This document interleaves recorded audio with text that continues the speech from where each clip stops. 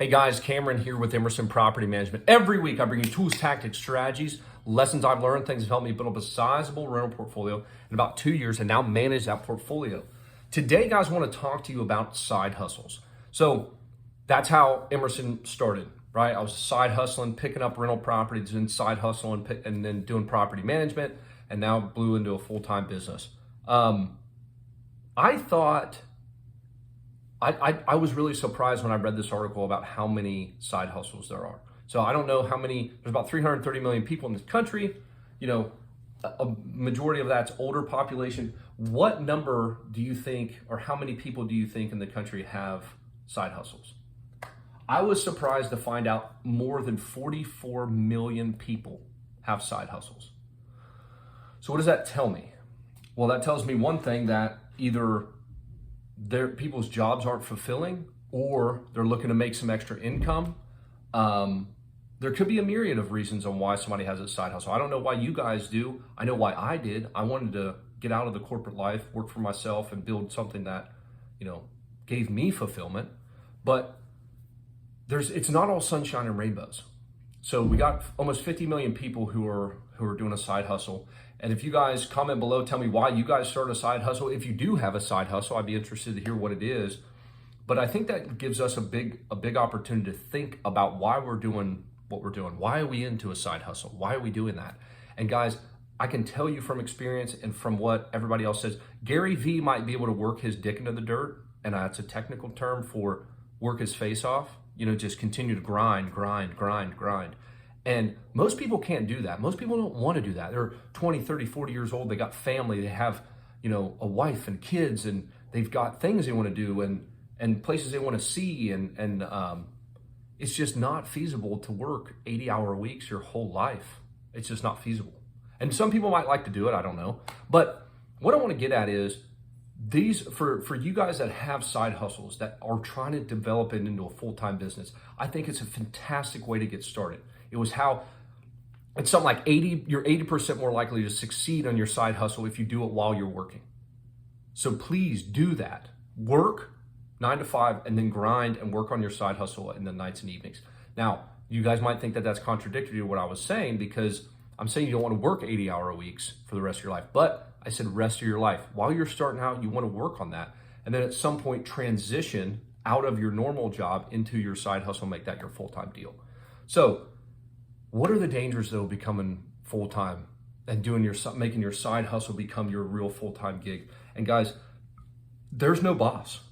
You are your own boss. So when you create a side hustle, make sure you're putting things in place that allow you to perform and be as diligent and on time to meetings and schedule things that you need to do to make you show up. Because you're the boss. You don't have anybody looking up at you or looking down on you telling you what to do. You don't have to look up at anybody and say, what do I do? What meetings am I supposed to be at? That's your job now.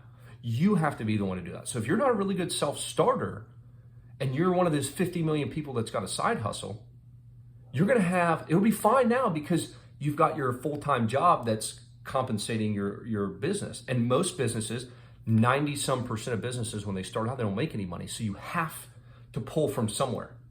You go get a loan, SBA. Most people use their job to finance it. But when that money coming in from your full-time job goes away and you're only focused on your side hustle, what are you going to do? You need to make money on that side hustle. You need to show up. You have to get into routine. And guys, I think that's one thing.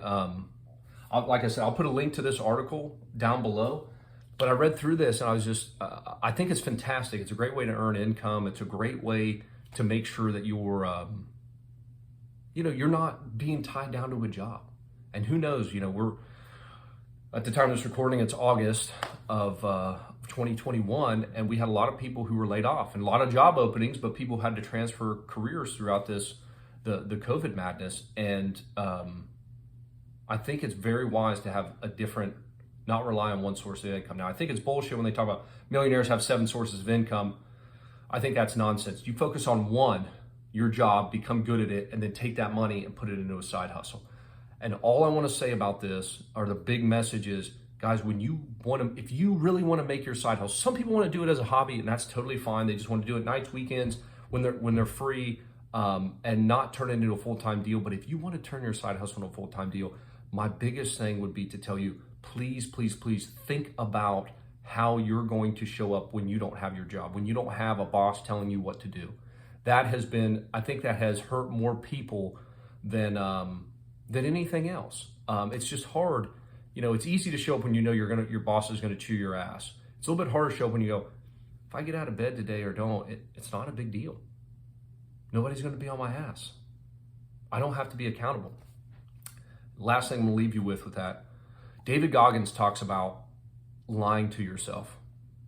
When you say, I'm gonna get up at 4:30 in the morning and you run, and I'm gonna go get up at 4:30, I'm gonna go on a run, I'm gonna go to the gym, I'm gonna go do whatever, read, work on a morning routine, and you do not show up, you have lied to yourself.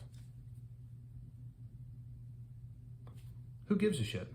It's yourself. Nobody's gonna punish you. You're not gonna get, fired.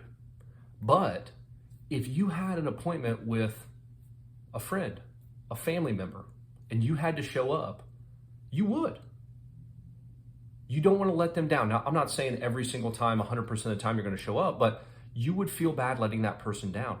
So why are we so quick to let ourselves down? Why are we so quick to not honor what we say to each other or to ourselves? I will stand behind meeting somebody for dinner or showing up to meet somebody for a workout or meet a client for an appointment. Like that. I will be on time. I do my best to be on time or early. I don't like being late. But if I have an appointment with myself to go to the gym, go do some self-improvement stuff, I am very quick. Hit snooze. Not go, making excuses to why. So I think that is a big, big, big part of why business owners are successful. You've got to make money. You have to have a good client base. You have to do a lot of things in the business world to be successful. But one of them is show up. And that's probably the most important.